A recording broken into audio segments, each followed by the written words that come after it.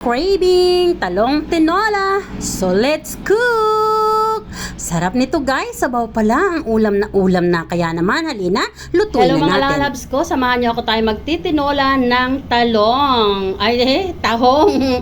Ayan, pagkatapos nating hugasan ng many times, ayan nilagay natin dyan. At ang kasunod niyan ay nagpapakulo tayo ng tubig. At yan nga ay ilalagay natin dito sa tahong. Bababad lang muna natin dito sa kinulong tubig. Pagkatapos na mababad natin yan, takip lang din natin muna yan dyan. Yan. So, pagkatapos na mababad ay i-drain naman natin bago natin itinola. At sa ating pagtitinola nga, lalagyan ko yan ng kamatis, no? Ayan. Masarap guys. Try nyo. So, halika na. At ako ay maggagawa na ng iba pang ingredients. Sa pagtitinola ko nga ng tahong, mayroon ako diyang pitsay. Ayan. At marami akong freshly harvest na okra. Siyempre, okra ng buhay ko. Kasama ko yan. Sarap niyan guys, promise. At nagbawas nga ako ng dahon ng kalabasa sa taas. Mga tanim-tanim ko dyan sa terrace. Ayan, binawasan ko yung kanilang dahon. At isasama ko rin yan. Maraming nutrients yan guys na may kukontribute sa ating body circulations. So, not supposed to wasted. Ayan. Yummy dabado yan. Halika na, gagawa na ako ng mga ingredients. So, ayan guys. Matapos nating mabarin sa mainit na tubig, ay i-drain natin dito sa ating strainer. So, ayan. O, diba? Yan. Then, ayan lang nating madrain yung tubig dyan bago tayo magigisa para yung extra fluid ay totally madrain. Ganyan akong magluto ng tahong guys, paulit-ulit. Ayan. Kasi yung tahong guys, hindi siya actually galing sa malalim. Siya ay galing sa mababaw kung saan labas-masok ang dumi. Which is, actually, sabi nga nung aking doktor sa Singapore, huwag daw akong kumain nito kasi it's not so clean. Pero, kailangan din ng katawan natin to guys kasi we need iodine. Yes. At mataas po ito sa iodine. Ayan. Kaya naman, kailangan natin ng medyo mahaba-habang process sa pagluluto para lang maging malinis completely. So, ayan mga lalabs ko, na-prepare ko na yung mga ingredients ng ating tahong at tayo ay nagpapainit na rin ng mantika. So, mainit na nga yung ating mantika. Masyadong mainit, bawasan natin apoy. Ayan, lagay na natin yung young ginger. Medyo generous yung ginger ko. Ayan. Pwede natin ilagay ang bawang.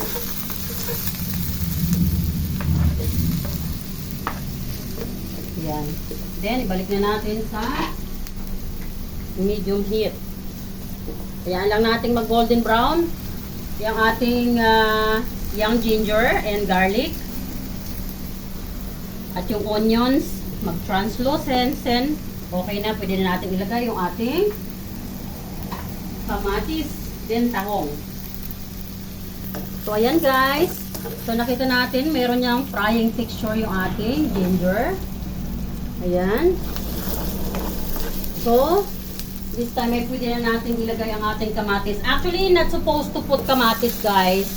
Kaya lang, gusto ko lang, wala lang. So, optional to Baka may magtanong, tinola bakit may kamatis? Dapat talaga wala. Kaya lang since mura ang kamatis, samantalahin natin. Marami kasing benefits ang kamatis na may kukontribute sa ating body circulation, no? So, ayan. So, anyway, basta hindi makakasira ng lasa, okay lang yan. Naglagay na ako ng pamintang turog dyan. And then, ilagay na natin ang tahong.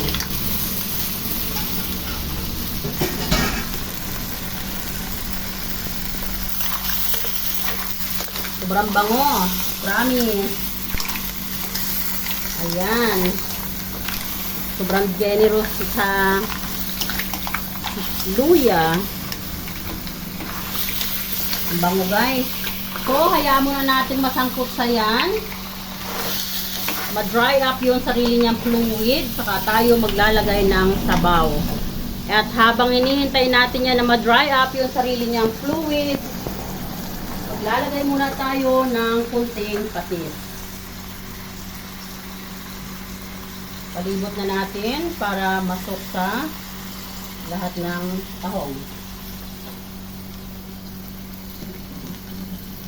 Ilalagay ko na nga rin ang ating cubes.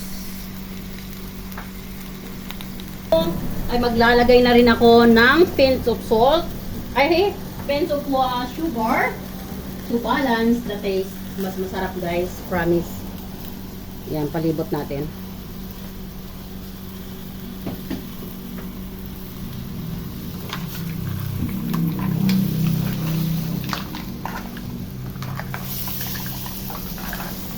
Ang bango. Guys, alam nyo pag ganitong pamamaraan, no? Pagkatapos yung hugasan yung tahong, ibabad nyo sa mainit na tubig. Habang ginigisan nyo, wala talagang langsa. Hindi nyo maamoy yung langsa ng tahong. Promise. At pag naluto, napakasarap. Walang kalangsa-langsa.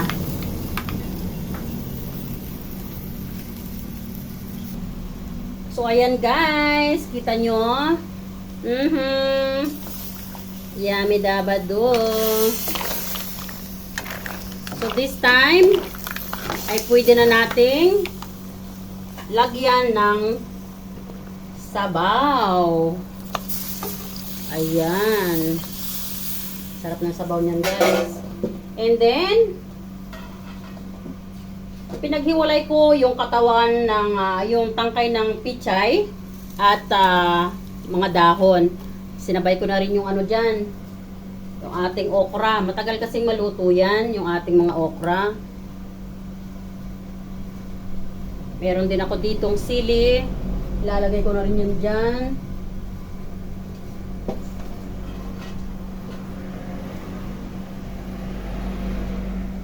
Ayan, si mga okra. I love okra.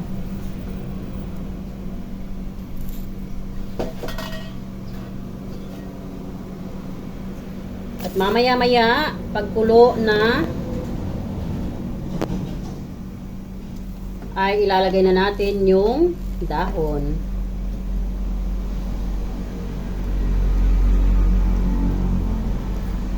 Ayan. So, hayaan lang muna natin guys. Tatakpan natin ito para makonsib natin yung heat, para hindi masyadong, pag lumalabas kasi yung init, mas matagal kumulo. Then, mauubos yung gas natin. So, ang technique natin para makasave tayo ng gas at the same time, takpan natin para makonsib natin yung heat. So, let's go ahead and we will put the cover.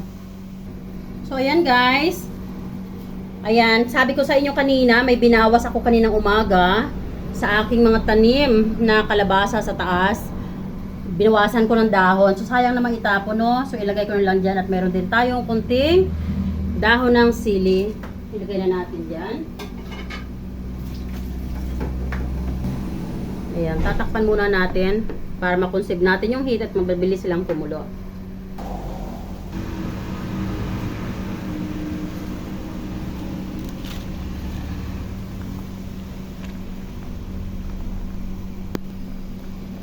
So, ayan, ilagay na natin ang dahon ng pichay. So, dahil luto na yung ating mga okra, ay pwede na nating ilagay sa ibabaw. At nang makailalim yung ating mga dahon ng pichay. Diba? Para hindi siya ma-overcook guys. Ganun ang pamamaraan ko. Anyway, ang dahon ng pichay napakadaling maluto.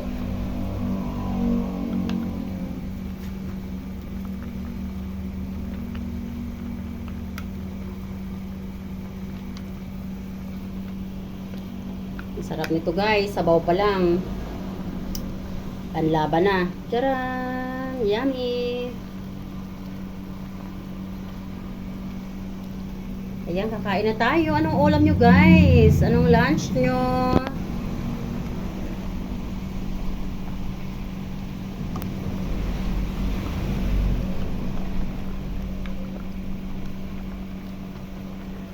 Ayan, saan ka naman nakakita ng tinulang tahong na mayroong okra? O, diba? Kay Tita Wena lang yan. Tinulang tahong na mayroong okra.